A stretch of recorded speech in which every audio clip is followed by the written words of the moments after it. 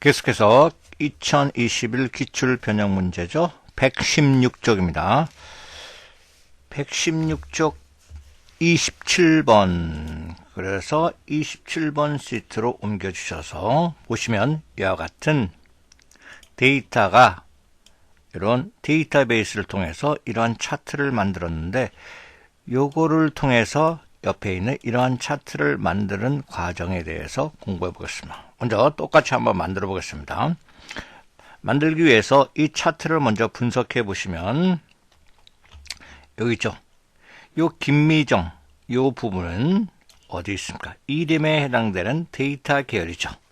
이름에 해당되는 X축이죠. X축 이름에 되는 것이고, 여기 판매 수량을 보시면 요걸 보셔야 돼요. 판매 수량.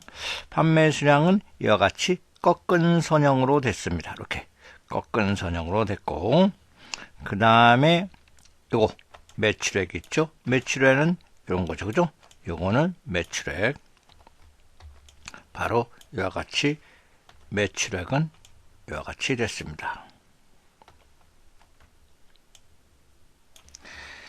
이와 같이 해서 차트를 만들기 위해서는 먼저 여기 보시면 요 흰 부분을 갖다 놓으면 차트 영역이네요. 여기는 차트 영역. 요 부분은 범례라고 나오죠. 범례. 계열의 이름. 이름, 판매 수량, 매출액. 이 계열인데 이 계열의 이름이 이렇게 되는 것이 바로 범례 항목, 범례. 왼쪽에 이렇게 그러니까 세로 갑축이요. 세로 갑축. 여기 밑에 이름 가로 항목축입니다. 가로 항목축. 요거 막대는 계열 매출액이죠. 그죠? 계열 매출액. 그 다음에 요거 계열 매출액. 요거는 계열 꺾은 선형 계열 매출액 중에서 판매 수량이네요. 그죠? 이렇게 되어 있습니다. 이러한 차트를 만들기 위해서 이름서부터 여기까지 범위를 지정하세요. 그 다음에 삽입에 가셔서 여기 있죠. 여기 세로 또는 가로 막대형 차트를 클릭하시면 이와 같이 나타납니다. 그 다음에 첫 번째 요거 묶음 세로 막대형 차트를 클릭합니다. 그럼 만들었죠. 그 다음에 아래 이렇게 갖고 옮겨주셔서 이렇게 조절점으로 해서 좀 늘려주세요. 알맞게. 그 다음에 요거 판매 수량 매출액을 클릭하셔서 오른쪽 버튼 누르시면 범례 서식이 나오죠. 범례 서식을 클릭하셔서 위쪽에 있으니까 위쪽으로 눌러주시고 요거 차트 제목을 선택하시고 또 오른쪽 버튼 눌러주셔서 삭제해 주세요. 그럼 삭제됐죠. 그 다음에 이쪽에 갑축이죠. 갑축이 기본은 가장 작은 값, 최소값 0에서부터 가장 큰 값 2500이 있는데 아래는 500씩 단위가 커진 건 맞는데 최대값은 3000이네요. 이걸 바꾸기 위해서 해당 요거 세로축 값을 클릭하시고 클릭하시면 바로 오른쪽에 축 서식이 자동으로 뜹니다. 안 뜰 경우는 선택하시고 오른쪽 버튼 축 서식 이렇게 클릭하시면 나오죠. 축 서식의 최대값 요 값이죠. 그죠? 요 값을 뒤에서 이렇게 끄시든지 해서 요 값을 바꿔주세요. 안 그러면 그냥 입력하시면 됩니다. 자, 2500 이렇게 입력해 주세요. 그럼 바뀌었죠? 이렇게 바뀝니다. 그 다음에 할 일은 무엇이냐면 여기서 가장 중요한 일인데 매출액은 이와 같은 색이죠. 즉 세로 막대형이지만 판매 수량은 꺾은 선형이 됩니다. 그럼으로써 요 판매 수량이 요 색깔이에요. 그죠? 꺾은 선형을 바꿔주기 위해서는 이렇게 요 부분을 선택해. 이렇게 선택되어 있죠. 이렇게 선택되시고 선택되자마자 바로 오른쪽에 기본축이 이렇게 기본축 보조축이 뜨죠. 요 보조축을 클릭해 주세요. 보조축을 클릭합니다. 됐죠? 그 상태에서 바로 위쪽으로 갑니다. 디자인에 차트 종류 변경을 클릭하시면 이렇게 창이 뜨는데 바로 지금 바꿀 수량, 판매 수량이죠. 요 수량을 클릭하셔서 요거 표식이 있는 꺾은 선형을 선택하시고 확인 버튼을 눌러주세요. 됐죠? 그 다음에 여기는 값 레이블 이름이 나왔네요. 그죠? 값 레이블 이름이 나왔기 때문에 이 상태에 요걸 선택해 주세요. 꺾은 선형을 선택하시고 오른쪽 버튼을 누르셔서 데이터 레이블 추가에 요거 데이터 레이블 추가를 클릭하시면 값이 이렇게 나옵니다. 그 다음에 여기는 새로 눈금자가 있죠. 그죠? 눈금자를 추가하기 위해서 이 차트가 선택되어 있는 상태에서 왼쪽에 디자인의 차트 요소 구성에서 눈금선이 있네요. 그죠? 눈금선을 보시면 요거죠. 기본 주세로를 클릭하시면 이와 같은 값이 나왔는데, 근데 여기 보게 되면 여기 값이 안 나와 있어요. 그죠? 여기는 위에는 없는데 밑에는 있죠. 그럼 다시 정확히 요 축서식을 보조 축서식을 클릭해 주시고 이쪽을 축 옵션을 클릭하셔서 요 레이블을 클릭하시면 아래쪽에 이렇게 없음이 있어요. 그죠?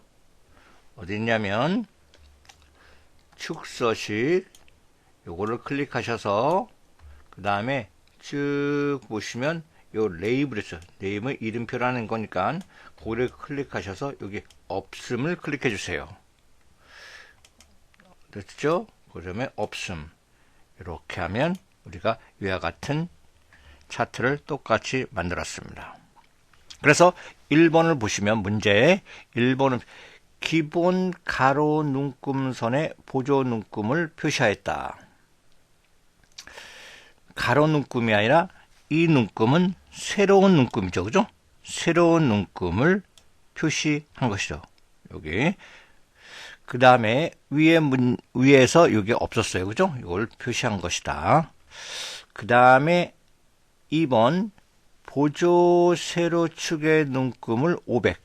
여기서 아까 보여드렸지 이거는 눈금을 500을 지정한 게 아니라 아까 어디 있어요?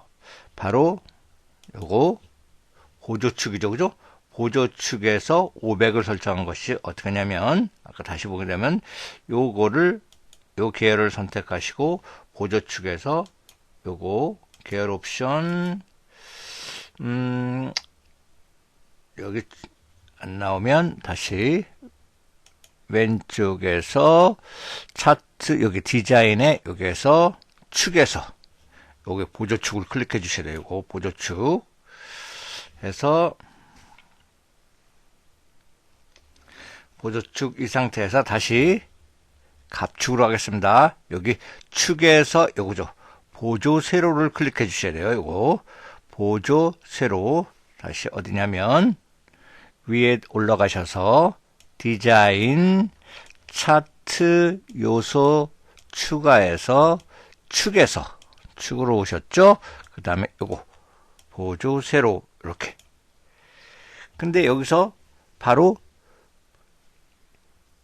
27번 문제 2번이 틀린 이유는 보조 세로 축의 주 눈금을 바꾼 게 아니라 바로 요거 뭘까요? 요거를 바꾼 거예요. 요거. 즉 보조 축 세로의 값을 바꾼 거죠. 다시 여기서 클릭했죠. 요거에서 요거 클릭하시면 다시 요걸 클릭해 주시고 여기죠. 그죠? 축서식에서 바꾼 거예요. 축서식에서 요거 축서식에서 축 옵션에서 바꾼 거지 눈금을 바꾼 건 아닙니다. 그래서 바로 2번도 틀렸습니다. 3번 매출 계열의 보조축을 설정하였다. 지금 보조축이라는 것은 바로 이것을 의미하기 때문에 이것은 판매 수량이 보조축이 된 거예요. 판매 수량이 보조축이 된 것이지 매출액은 이거죠. Y 주축이 된 거죠. 주축이고 보조는 한 것은 이게 보조축이 된 거예요. 그래서 3번도 틀렸습니다. 매출 계열이 아니라 판매 수량 계열이, 이렇게 판매 수량 계열을 보조축으로 설정하였다. 이렇게 바꿔야 됩니다. 4번 정답입니다. 보조수료축 값의 축 레이블이 없다. 축 레이블이 없다는 것은 무엇이냐면 요거 다시 차트 요소 추가해서 축 제목에다 요거 나오죠, 그죠? 지금 보조 세로 클릭하니까 축 제목이 있죠, 그죠? 요것이 지금 삭제해서 없는 상태입니다. 삭제. 키보드 삭제키 눌러도 돼요. 이렇게 없는 상태를 의미합니다. 그래서 정답은 4번으로 합니다. 이게 버전이 약간 틀려갖고 이건 2021 버전과 요거 약간 틀려서 이런 문제가 원래 없으면 이렇게 나와야 돼요. 없으면 차트 요소 추가 이런 축에서 축 제목에서 이렇게 없음이 나와야 되는데 여기 축 제목에서 없음 이렇게 나와야 되는데 여기서 없으면 없어요. 그죠? 아무튼 없다라고 하시고 4번은 정답해 주세요. 계속해서 문제 28번을 보시면 이와 같은 차트가 나오는데 이런 차트도 한번 해볼까요? 여기 이름서부터 여기까지 다 영역을 지정하셔서 또 삽입해서 여기 차트 있죠? 차트를 누르시면 여기 3차원 차트가 있죠. 그죠? 첫 번째 3차원 세로 막대형의 이 차트를 클릭해 주세요. 그 다음에 이것도 이렇게 옮겨서 위에 것까지 이렇게 만들어 놓으시고 이 차트에 요거는 원뿔형이네요. 밑에는 요거니까 요거를 이렇게 요 차트를 클릭해 볼까요? 클릭해 놓고 여기 데이터 계열 서식 있죠? 데이터 계열 서식 없으면 오른쪽 버튼 여기 데이터 계열 서식을 클릭하시면 됩니다. 거기에 보게 되면 이렇게 떠요. 그죠? 여기에 전체 원뿔형 요거 해당됩니다. 전체 원뿔형. 그래서 문제를 보시면 1번 이 문제는 뭐냐면 차트 아래의 차트에 표시되지 않는 차트의 구성 요소는 어느 것인가 이건데 1번 데이터 레이블이라는 것은 보세요. 여기서 이렇게 하고 다시 바깥에 클릭하시고 차트 클릭하시고 요거 계열 국어 선택하시고 오른쪽 버튼 요거 데이터 레이블 추가 나왔죠, 그죠? 이게 바로 데이터 레이블이 추가된 거예요. 1번 데이터 계열은 당연히 이런 거 지금 이렇게 데이터 계열 국어가 바로 데이터 계열에 해당됩니다. 나오죠, 계열 데이터 계열은 국어 계열 국어 요소 뭐 이렇게 나오죠, 그죠? 데이터 계열 그 다음에 데이터표는 지금 없습니다. 그럼 데이터표를 볼까요? 요거 디자인에 차트 요소 추가해서 데이터표 있죠? 요거 나오죠, 그죠? 여기 데이터표입니다. 아래에 이 부분을 데이터표로 합니다. 그 다음에 눈금선은 당연히 여기 눈금선 있죠, 그죠? 눈금선이 있습니다. 그래서 정답은 3번 데이터표는 없는 상태다. 이거 데이터표는 지금 나왔는데 데이터표가 없는 상태예요. 그죠? 이렇게. 그래서 정답은 3번 해주시고 다음에 문제 30번을 가시면 문제 30번 29번이네요. 29번 30번 시트로 오셔서 다음 중 인쇄 미루보기 화면에서 설정할 수 없는 것은 무엇일까요? 지금 이런 데이터가 있고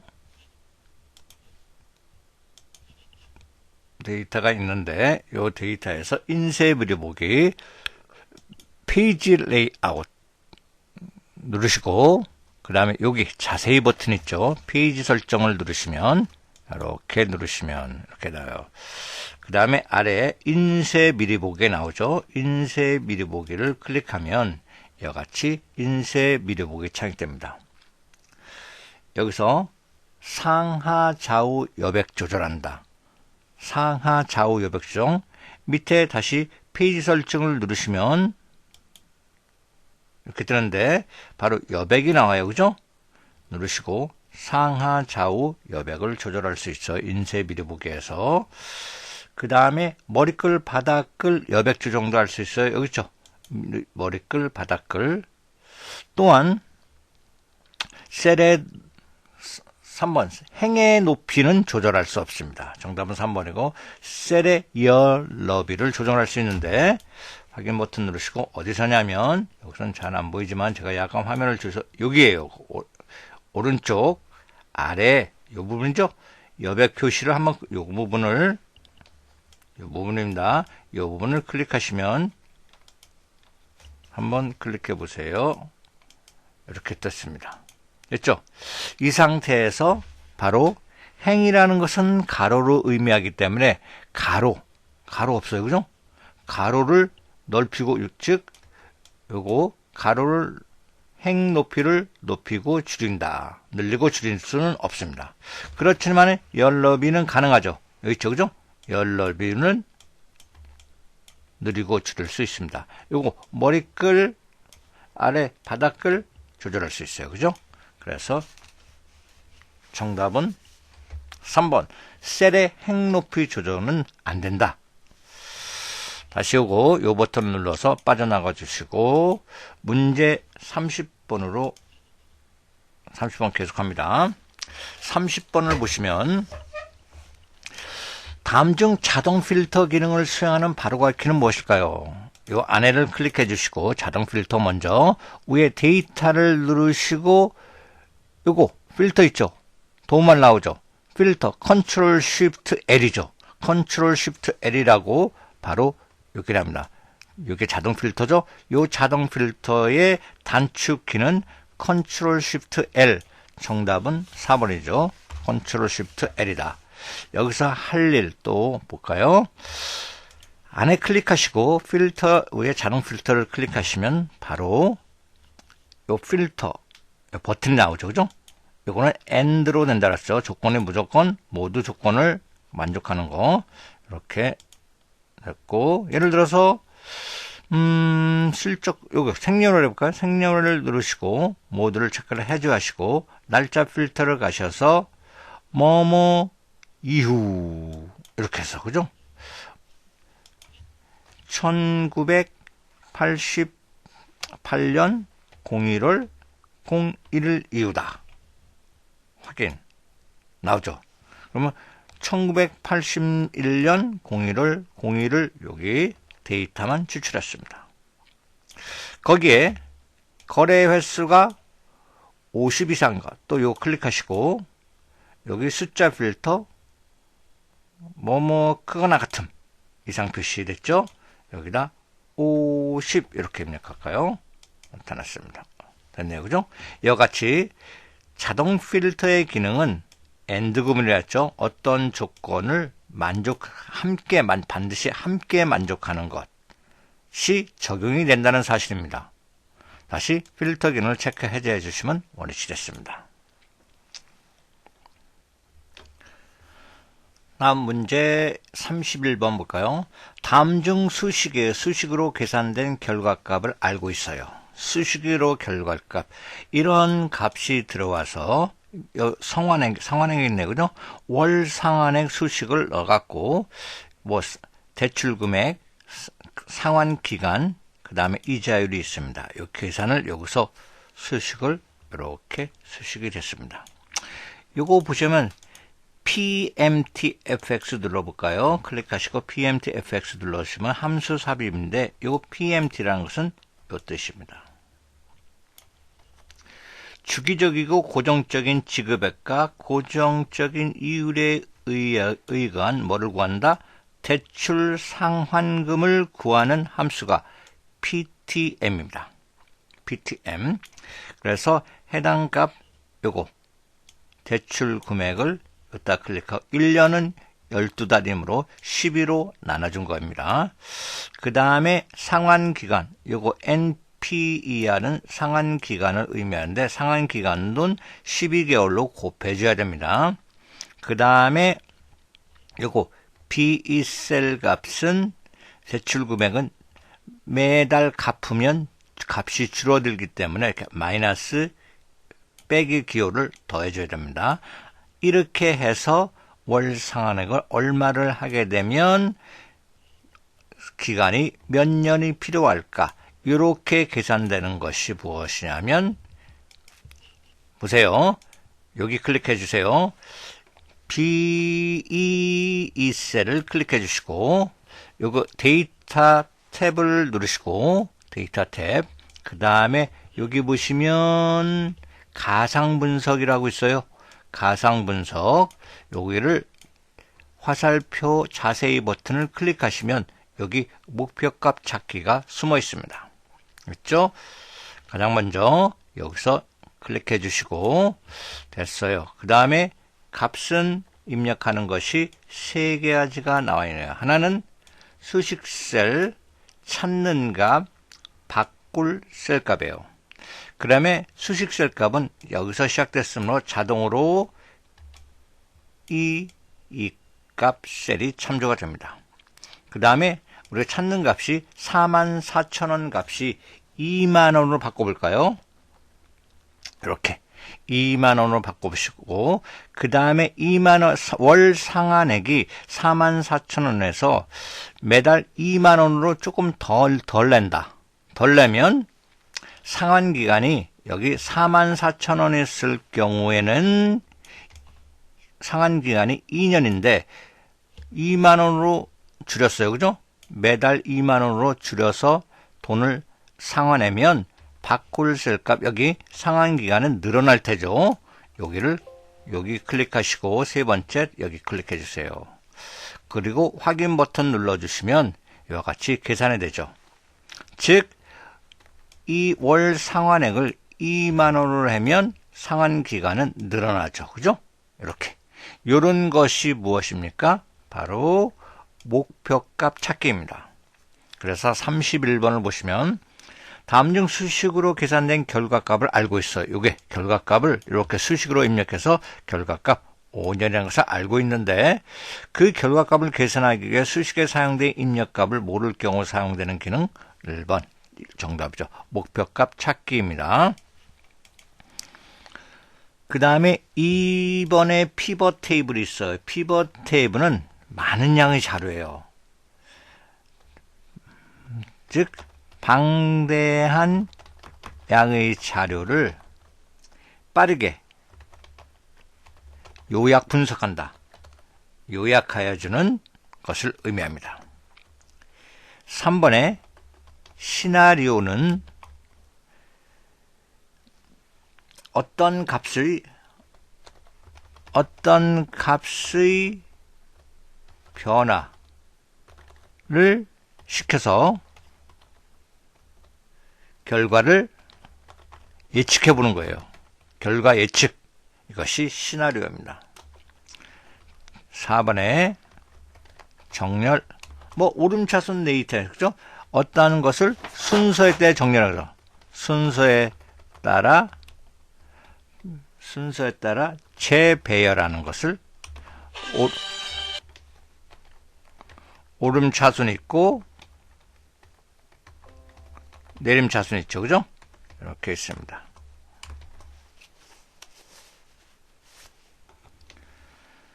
다음 문제 32번으로 오셔서 다음 중 입사일이 1989년 6월 3일인 직원의 오늘까지 근속일 며칠 일했냐 이렇게 근속일을 구하려 할 때 가장 적당한 함수 사용 방법은 무엇일까요? 즉 오늘 날짜에서 빼기 그 사람이 입사한 날짜 이렇게 하죠. 엑셀에서 오늘 날짜를 구하는 함수는 작은 따옴표 해주세요. 작은 따옴표 하시고 큰 따옴표 먼저 할까요? 는 하시고 TO 이렇게 입력하세요. 여기 있죠? 더블 클릭하시고 뒤에 가로 닫아주시고 엔터를 치시면 이렇게 오늘 날짜가 들어가죠.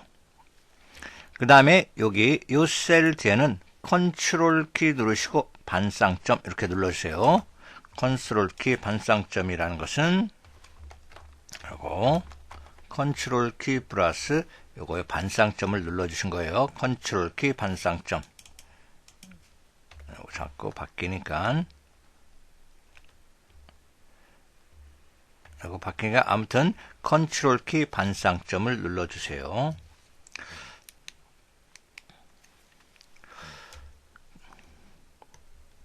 컨트롤 키 플러스 요거요. 반쌍점 키를 키보드에 오늘 날짜가 들어갑니다. 이렇게 입력해 주시고 그러면 여기 더블 클릭하셔서 는 앞에 작은 따옴표 이거 작은 따옴표 있죠? 엔터키 바로 옆에 있어요. 이 키를 눌러주시면 숫자형 수식이 문장으로 처리된다는 뜻입니다. 이렇게 오늘 날짜를 입력했어요. 그 다음에 이 사람이 입사한 날짜는 데이터 함수를 사용해서 는 하고 D 입력해주세요. D 그러면 첫 번째 나오죠. 더블 클릭해 주시고 위에 요거 fx 함수 삽입 버튼 누르시면 이렇게 나오죠. 거기에 2323 날짜 연도죠. 1989 두 번째 6월 세 번째 3 이렇게 입력하세요. 그리고 확인 버튼 눌러주시면 이렇게 날짜 형태가 됐네요. 그죠? 이것도 더블 클릭하시고 앞에는 앞에다 작은 따옴표 이렇게 입력하시고 여기 열은 늘려주세요. 그러니까 오늘 날짜에서 요거는 뭘까요? 입사일이죠. 입사일을 빼줘야 되는 거예요. 그죠? 그래서 정답은 몇 번입니까? 2번이 된 거예요. 2번. 정답은 2번. 33번 보시면 33번 시트로 이동하셔서 다음 중 부분합에서 사용할 수 있는 함수로 오는 것은 부분합을 하기 위해서는 항상 먼저 정렬을 해줘야 됩니다. 먼저 이렇게 영역 지정하시고 또는 나는 여기 진료 과목에 따라 정렬하고 싶다. 그럼 진료 과목 클릭하시고 이 데이터에 요거 있죠. 기억에서 히읗 오름차순 클릭해 주시면 이렇게 정렬이 됐어요. 그죠? 진료 과목을 클릭했다. 그 다음에 위에 요거 기억에서 히읗 오름차순 했다. 했더니 내과, 부인과, 침구류 이렇게 정렬이 됐습니다. 부분합을 하기 위해서는 반드시 먼저 그룹화할 항목을 정렬시켜야 된다는 사실을 알아두시고 이 상태에서 또 이쪽에 있죠. 데이터의 오른쪽 끝쪽 부분합을 클릭하시면 이렇게 합니다. 지금 이것을 그룹화했어요. 이렇게 내과, 부인과, 침구과 그럼으로써 요 그룹할 항목이 바로 진료 과목이 되어야 됩니다. 그래서 이거 클릭하시고 진료 과목을 클릭했어요. 그 다음에 합계는 사용할 합계를 하시고 우리가 합계를 인원으로 요거 연령대는 해제하시고 인원만 체크합시다. 이렇게 인원만 체크하시고 그 다음에 확인 버튼 눌러주시면 이와 같이 나오죠. 그래서 다시 부분합 이렇게 클릭했습니다. 이렇게 하면 바로 진료 과목 요건 책에 보시면 ID 그죠? 책에는 그룹화할 항목이 ID로 되어 있죠. 그 다음에 사용할 함수 합계되어 있고 그 밑에 부분합 계산 항목에는 ID 주문 금액에서 주문 금액이 체크되어 있죠. 그래서 바로 요 사용할 함수의 요 버튼을 클릭해 보세요. 이렇게 나오면 함수가 여러 개 나와요. 여기는 숫자 개수도 있죠. 1번 분산도 있고 표준 편차도 있고 근데 증의수는 없죠. 그죠? 증의수, 합계 개수, 평균, 최저값, 최소값, 곱 이런 것이 있어요. 그렇다면 증의수는 없다. 그래서 정답은 4번입니다. 아무튼 이 상태에서 이번에는 인원을 개수, 요거 개수를 체크해 주세요. 개수를 사용할 함수 개수 체크하시고 요거 인원만 체크해 주시고 또 확인 버튼 눌러볼까요? 이와 같이 또 됩니다. 그죠? 이렇게 부분적으로 합을 내는 것이 부분합입니다. 다시 이것을 원위치 시켜볼까요? 이 안에 클릭하시고 이 부분합을 클릭하셔서 아래에 모두 제거 있죠. 모두 제거를 클릭해 주세요. 이렇게 하면 됩니다. 다음에 34번 보시면 다음 중 데이터 유효성 검사에서 유효성 조건의 제한 대상으로 목록을 설정하였을 때 설명으로 옳지 않은 것은 먼저 유효성 검사를 하기 위해서 요 진료 과목 부인과 요 과목을 이렇게 하고 오른쪽 버튼을 눌러서 삭제합시다. 요거 내용 지우기 합시다. 그 다음에 여기 클릭하시고 써주세요. 진료 과목 쓰시고 여기에는 내과, 그 다음에 침구과, 부인과 이렇게 세 개만 찾을까요? 그 다음에 이 범위를 이렇게 진료 과목 아래에 이 범위를 이렇게 지정하시고 바로 여기 수식을 누르시면 요 이름 정의가 있어요. 이름 정의를 클릭하시면 이렇게 나오는데 바로 새 이름을 지정한다. 요 범위는 영역 지정한 요 부분을 의미하고 요 부분. 그 다음에 요 이름에다 진료 과목이라고 쓰세요. 진료 과목이라고 쓰시고 확인 버튼 눌러주세요. 그러면 요 범위의 이름 정의가 된 것이 요 이름 상자에 나옵니다. 됐죠? 그 상태에서 여기 C5셀서부터 아래까지 범위를 지정하시고 요거 데이터에 누르셔서 여기 유효성 검사가 있습니다. 유효성 검사를 클릭하시고 아래 데이터 유효성 검사를 클릭하셔도 되고 바로 위에를 누르면 직접 이렇게 뜹니다. 차이점은 뭐냐면 요 데이터 유효성을 약간 아래쪽을 클릭하면 이와 같은 메뉴가 뜹니다. 그렇지만 위쪽을 클릭해 주시면 직접 이렇게 떠요. 여기다 목록을 입력하시고 아래쪽에 는 하시고 진료 는을 반드시 하셔야 됩니다. 진료 과목 아까 이름 설정한 것을 입력해 주세요. 확인 버튼 눌러주세요. 그럼 버튼이 생기죠. 버튼 눌러서 이건 내과다 이렇게 눌러주면서 이건 친구과다 이거는 부인과다 이와 같이 입력하는 것이 무엇이냐면 데이터 유효성 검사입니다. 그래서 1번을 보시면 원본이 목록의 원본으로 정의된 이름의 범위를 사용하려면 는 그리고 범위 이름 썼죠. 그죠? 는하고 우리가 범위 이름 진료 과목 이름 설정한 것을 이렇게 지정했습니다. 목록을 써놓고 그죠? 목록을 써놓고 원본을 목록으로 해놓고 이렇게 했습니다. 2번 유효하지 않은 데이터를 입력할 때 표시할 메시지 창의 내용은 오류 메시지 탭을 여기 오류 메시지 탭을 설정할 수 있어요. 세 번째, 드롭다운 메뉴 목록의 너비는 유효성 설정에 있는 셀의 넓이에 의해서 결정이 됩니다.